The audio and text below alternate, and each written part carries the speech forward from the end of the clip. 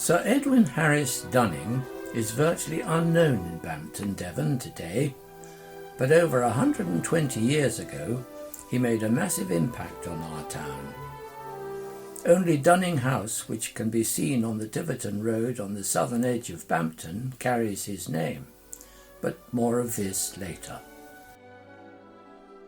Our story is set in the period 1890 to 1910, when the Industrial Revolution had been in full swing in the southwest for over a century.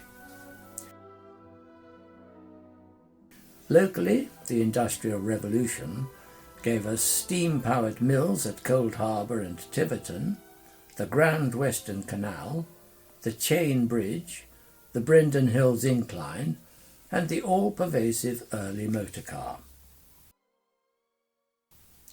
But little or nothing of this rubbed off on Bampton.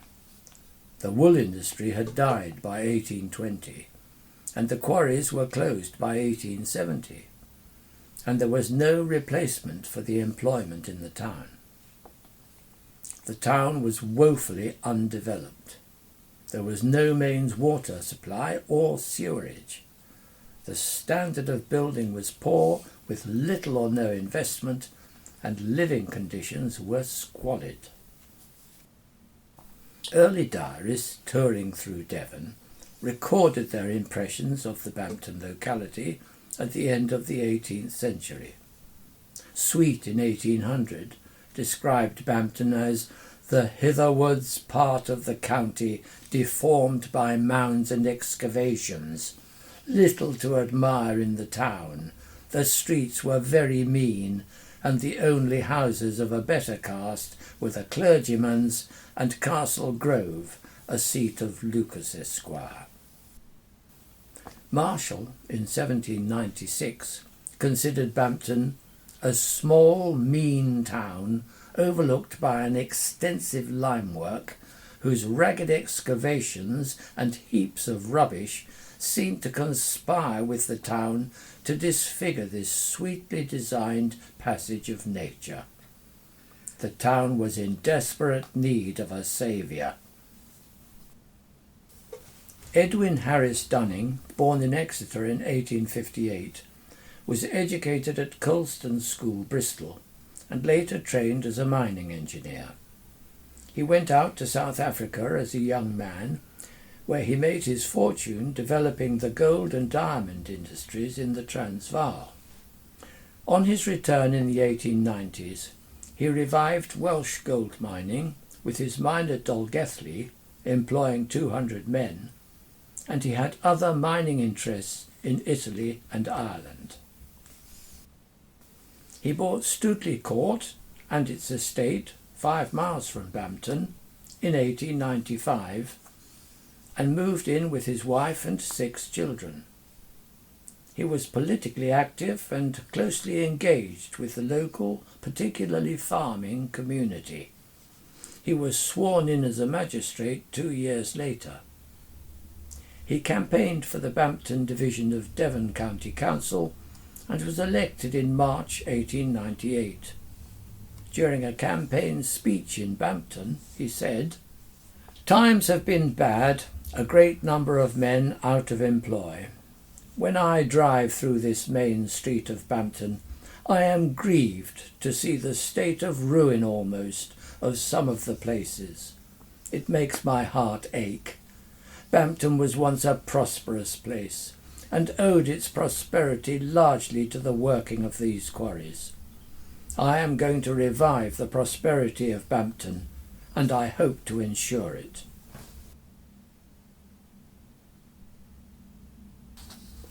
In 1887, ownership of the quarry area looked like this, the predominant landowners being Tristram Lucas and Newton Fellows, lowly aristocracy.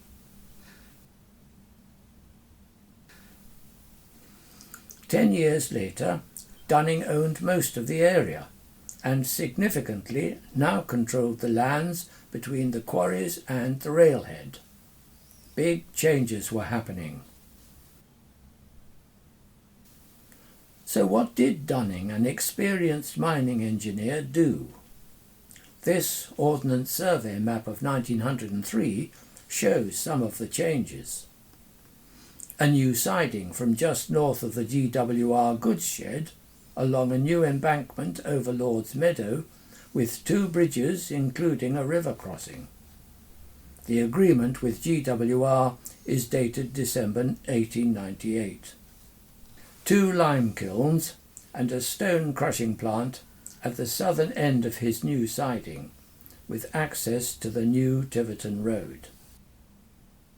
A complex network of tramways integrating new and existing quarry faces to the crushing mill and kilns. Building 10 cottages for quarrymen and their families in Britain Street.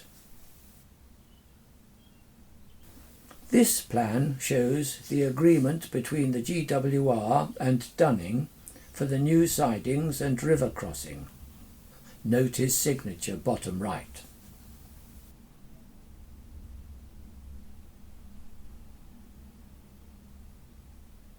Here we see the railway goods yard with the siding going off into the quarry area.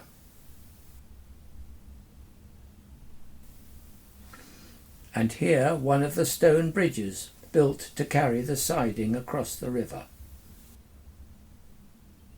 On the new tramways in the quarries, the trams were hauled uphill by ponies, but ran downhill freely to the stone crushing plant, greatly adding to the efficiency of the business.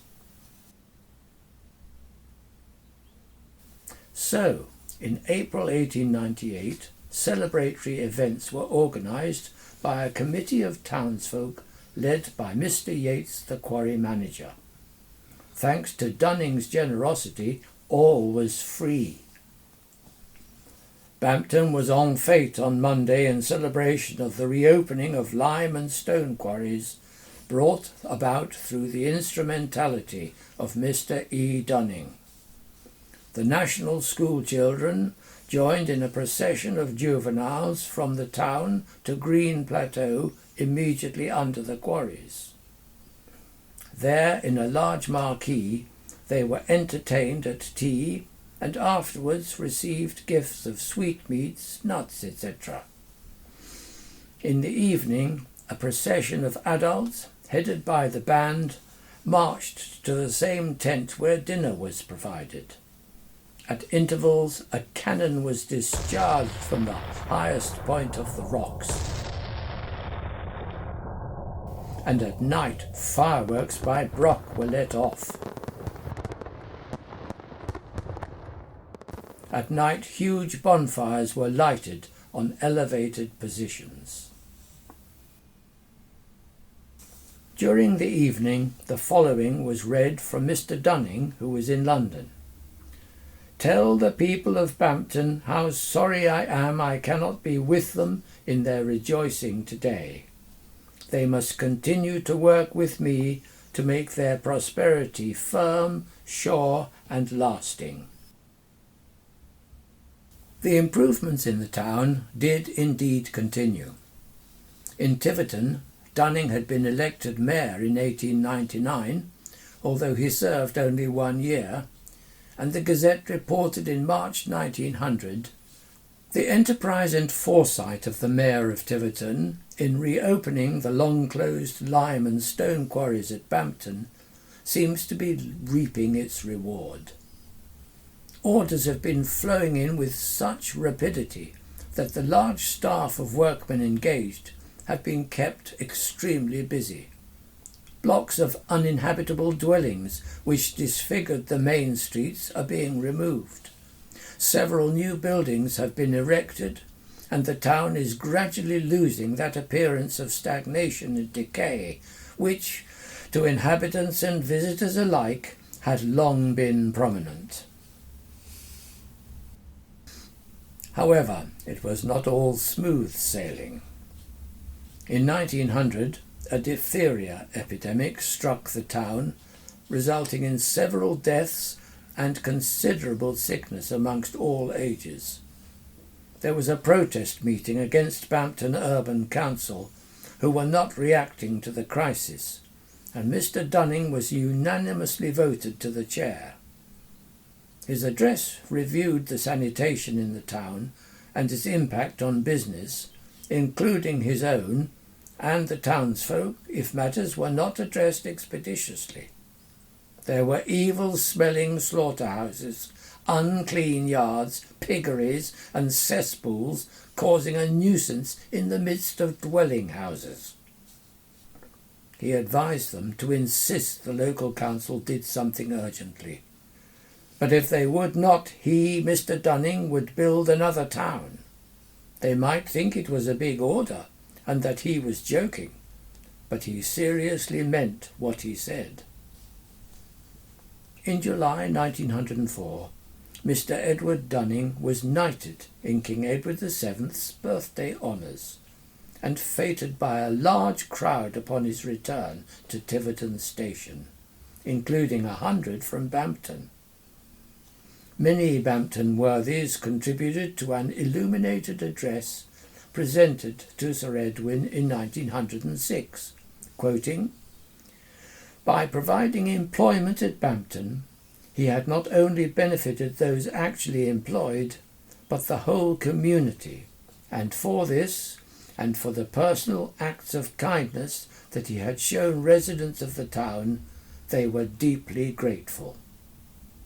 Sir Edwin was the greatest benefactor Bampton had ever had. There is no memorial to Dunning in the town, no plaque or tablet in the church, no street named after him, and you won't find him in the history books, despite a townspeople that celebrated his contribution whilst he lived amongst them. His only legacy lies under our feet.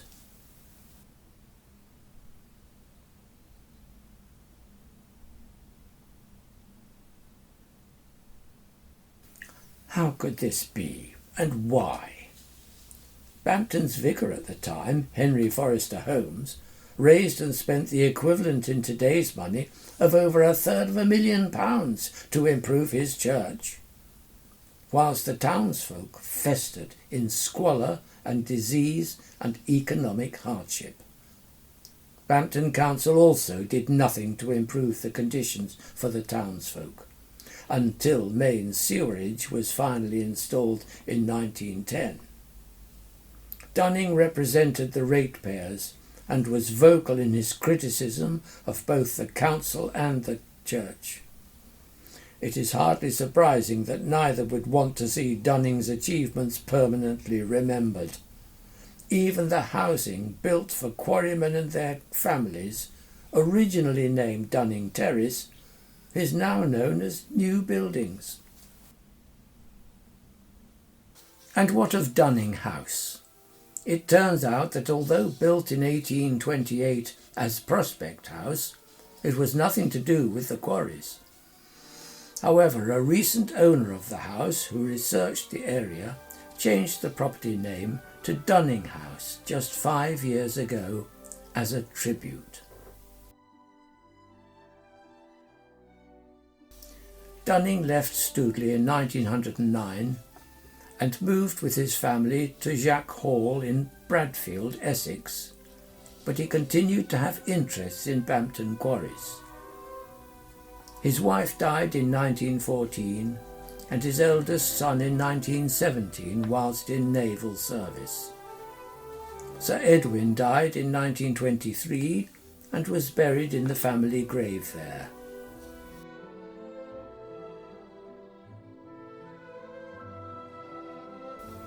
An unnamed bust of Sir Edwin, presented by Lady Dunning in 1908, remains in Tiverton Town Hall to this day.